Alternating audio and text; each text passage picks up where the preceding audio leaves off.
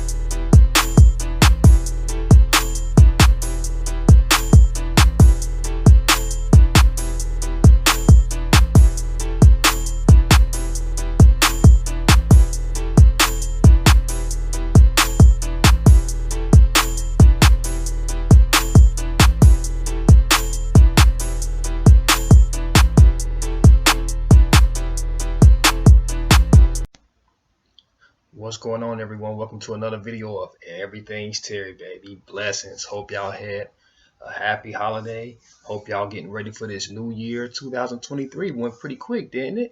Yes, sir. Yes, it did. But hey, this gonna be my first time doing a top 10 video at the end of the year. And I'm gonna try to do this every year, y'all. But I'm gonna make sure I always keep y'all in mind, not just my likes and my tastes. I'm always trying to pick movies that I think everybody will like. I try to make a balance, but every now and again, it's gonna be movies where it's like, hey, I like it, and if you don't like it, hey, fuck you. I like what I want. You like what you like. I like what I like. You like what you like. You know what it is. But I always try to keep y'all in mind when it comes to my top 10. I try to pick movies I think everybody will like, and I don't just try to go by the crowds and all this. Everybody picking this, everybody picking that. I try to pick movies that I know are good, and these are my top 10, 20 horror movies in 2023. Y'all look out for the other video coming out where I'll probably talk about my top 10 non-horror movies, like Fast X might be in there. You never know. The Teenage Mutant Ninja Turtle movie might be in there, but hey, you'll just have to wait and see. But when it comes to my top 10 movies in horror, you guys, it was really difficult, and you all, I'm gonna say it up front, you all gonna be really surprised by a lot of movies that didn't make the list. And so I'm gonna go ahead and mention my honorable mentions that didn't make the top 10. And the honorable mentions are The Nun 2, Scream 6. That's right, Scream 6 didn't make it, all because of that ending. I couldn't put Scream 6 in there because of the ending. The ending I just didn't like. Talk to Me was not on the list. The reason Talk to Me wasn't on the list because I don't see myself ever watching Talk to Me again.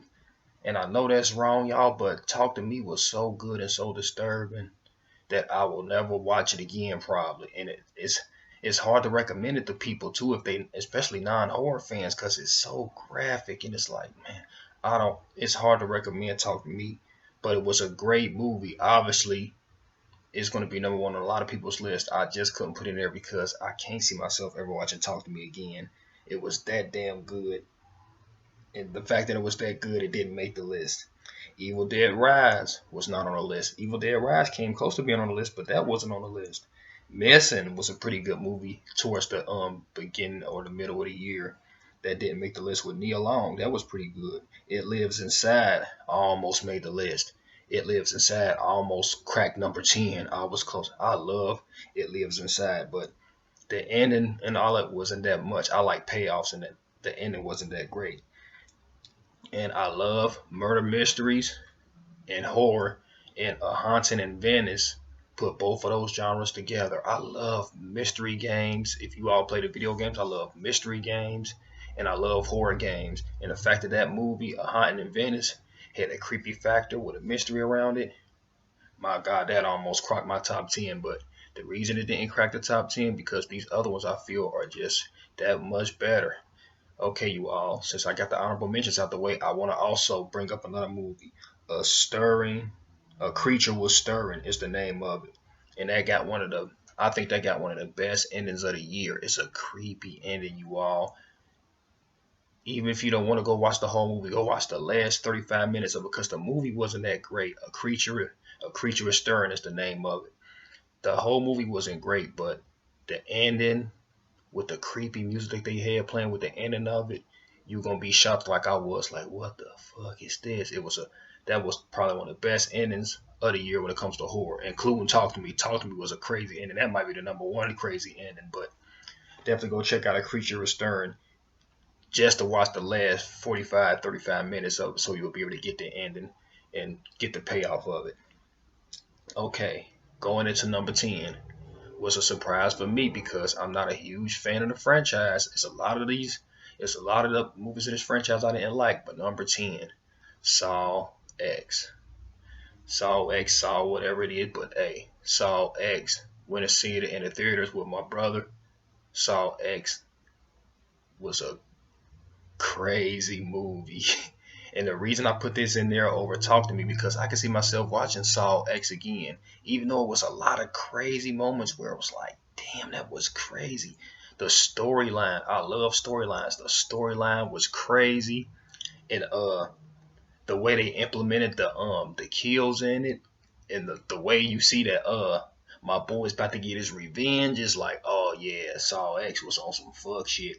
The storyline was crazy, and then he got more revenge at the ends with the end credits. Make sure you watch it to the end credits to see him get revenge on another motherfucker that had got away. Yo, Saw X was a big surprise. I didn't even think it was gonna crack my top 10, but it definitely did. Saw X, number 10. Coming in at number 9, a lot of people didn't like this movie, but I loved it.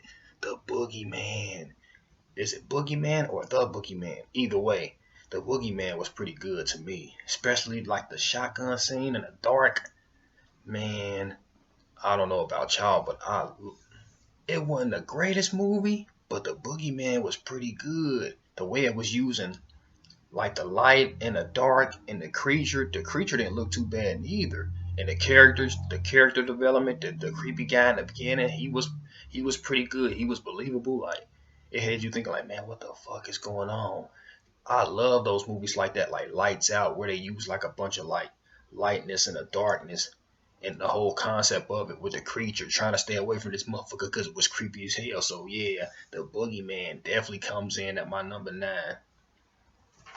Coming in at number 8. A lot of people don't talk about this movie, but I love this movie. To me, it has some of the creepiest music out of this year, including A Creature Was Stirring, but they like neck and neck. But Sound of Silence, it was with a girl. She went to her childhood home in Italy, and that's all I'm gonna really say about it. But it got like some creepy music. It's based all the crazy shit is going on in the house with this girl, and it's involving a family, and it has a lot to do with like sound.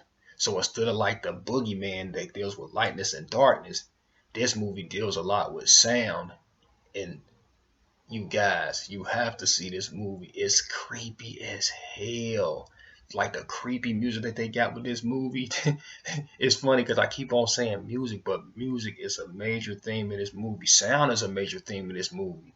And I'm trying not to give away too much of the plot, but when you see what's going on towards the end of it, some of you might like the end and some of you won't, but the end will take you in a whole different direction. Let's just say it end up not being about sound at the end. It'd be some other shit. You like, what the fuck this got to do with sound? No, they flip it on your ass. And it's a great movie. I'm surprised people don't bring it up. And y'all write down in the comments after y'all watch this movie and let me know if y'all thought the music was as creepy as I did. Whenever that music play, I'm like, man, that shit was crazy. This one of the movies out of all the movies on the list, just because of this music, I thought of this movie. I'm like, man, what's the name of that fucking movie with that creepy ass music? I gotta try to watch it again to see if I'm gonna put it in my top 10. Watched it again and I said, oh yeah, Sound of Silence, definitely in my top 10. Coming in at number 7. Now, I'm cheating with this one, y'all. And a lot of people gonna be mad like, oh, little Tita Dunn, yo, stupid ass left Scream 6 and all that off for this. Because it's really like an action thriller. I don't care. It's still horror with the shit that went on in this movie. Coming in at number 7. Fear the Night with Maggie Q. Maggie Q was awesome in this movie. It's basically about a bunch of females that uh have like a bachelorette party in this house, and shit go wrong. And the reason it's horror is because females, y'all know, you at a bachelor party and shit go wrong, crazy motherfuckers start attacking and shit like that. Like, that's horror, bruh. Come on. It don't get no more horror than that. Human shit going on that can happen in real life. That's real horror. Now, of course, paranormal shit and all that shit is real horror too, but this is real life horror shit that happens in real life. You know what I mean? And Fear the Night got action in it. It got horror. It got kills and all that. This was one of the movies I thought of because of that concept, because of the action that was in it and the acting and the girls that was acting in the movie. It wasn't cringe. This movie was pretty good. And if y'all, and I also got to tell y'all that Thanksgiving is not going to be on my top 10 neither. I forgot to mention that as an honorable mention. Damn, Terry, you sleeping on that's kind of fucked up. You ain't put Thanksgiving in the honorable mentions, but hey, I'm saying it now. But Thanksgiving, for me, Thanksgiving had too much quirkiness in it. But Fear the Night, it wasn't that much quirkiness. The acting was pretty good, and it's really not horror for real. But to me, it is horror. It's more like an action thriller, but it's also horror too. So I definitely had to put Fear the Night in there because I can't forget about this movie. Still thinking about it to this day. Coming in at number 6. Now this was horror. Number 6, y'all. Hell House LLC Origins. Now, if you've seen the first Hell House, you know how creepy that is. Hell House LLC Origins.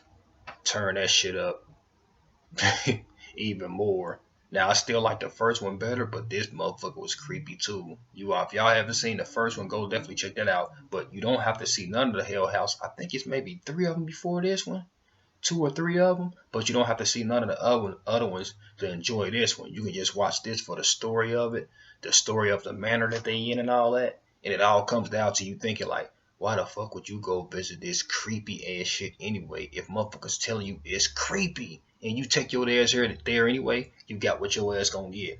But it's good for the audience watching, but it's not good for their ass. But it's definitely a creepy watch, you all. I don't want to give too much away on it, like what happens in it, but definitely check this out. I had to put Hell House LLC Origins at number 6.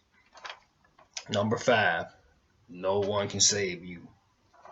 A great alien movie, man. And the crazy thing about it was, I was so engulfed in the storyline, I didn't realize to the end that there's barely any dialogue in this movie. That's how good it was. How the hell a movie don't hardly got no talking or nothing, and you don't notice it to the end, or when motherfuckers start telling you like, "Damn, Terry, that didn't hardly have no dialogue or nothing," and you're like, you know what? It fucking didn't. But guess what? That's what make this movie so great. Hardly no dialogue, just a lot of atmosphere. The way the aliens look wasn't all cringe and goofy looking. The shit was believable. And even the ending might be like a little like quirky. Some people might like it, some people may not. But you damn sure gonna love the atmosphere and the actress in it. The way she sold everything with her eyes and her mannerisms, fear, scared, all that shit came through without her even talking. So you can't tell me this wasn't no fucking good movie. The woman was not even talking and still could express her feelings, and you were scared as fuck for her with fucking aliens. And who the fuck won't be scared of aliens if they came down here? No one could save me watching this movie, and no one could save you watching this movie. That definitely was a great movie. Coming in at number 5. Coming in at number 4. I don't hear people talking about this. Shout out to my boy Larry Christmas. That's the running joke we got for him. Larry Christmas. Shout out to you and Kirsten. But I think Larry was the one that mentioned this to me. Number 4, Trinket Box.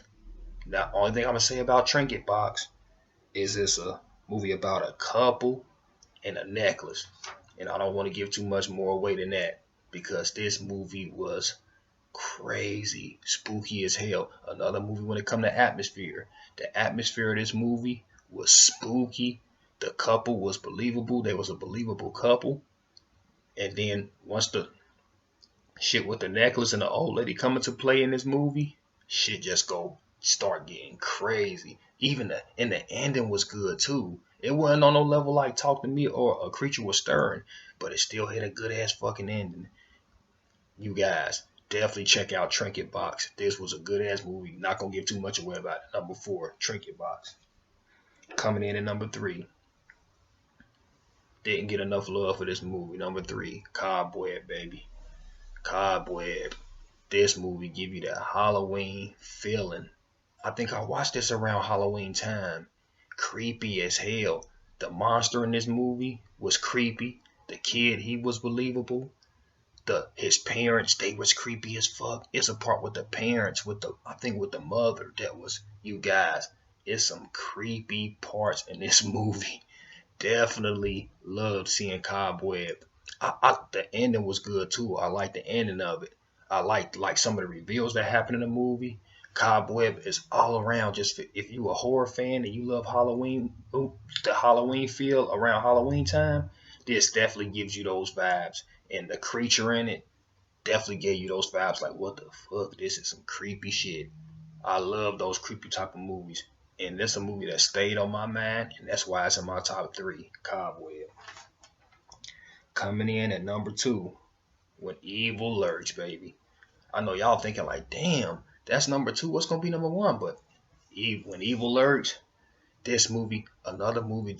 I like movies like The Witch and The Ring, where it got the atmosphere is the character. The atmosphere is the character in this movie. It's like it feel like back in the days on a farm and shit like that with animals, horror and animals. That shit is creepy as fuck. I don't even want to give too much away on this movie, but the way the kills was, the shock value, some of the shit that went on in this movie, with Evil Lurks, it's like a period piece. It feel like it's set at a certain time,